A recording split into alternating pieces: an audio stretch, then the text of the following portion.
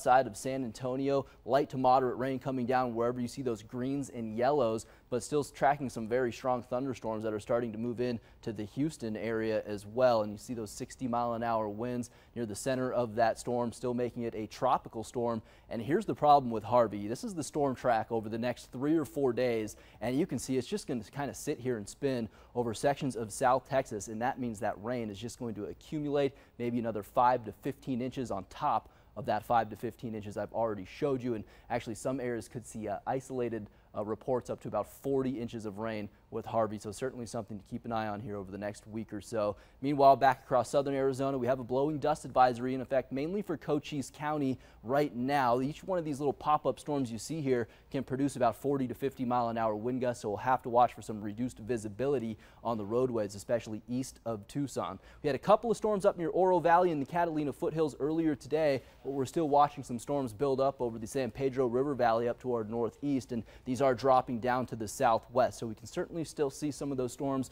move into the metro here over the next couple of hours. Biggest threats, 40 to 50-mile-an-hour wind gust, and could get some brief downpours as well. Wanted to take you up to Mount Bigelow right now, looking up to the northeast. So if you kind of place yourself up on Mount Lemmon right now and looked on the backside, this is what we're looking at here. You can see some of those storms over the San Pedro River Valley up to the northeast, dropping that heavy rain. Meanwhile, here in Tucson, still about 99 degrees right there at the airport. And our Futurecast for the next couple of days kind of has us drying out after tonight. So we keep that chance of storms around into the evening and overnight hours. But by tomorrow, I think we're only talking about a 10% chance of storms here in Tucson. And that's going to be the case as well as we head into Monday afternoon. So we're kind of expecting a little downturn in the monsoon, but at least those temperatures aren't going to be as hot as what we had today.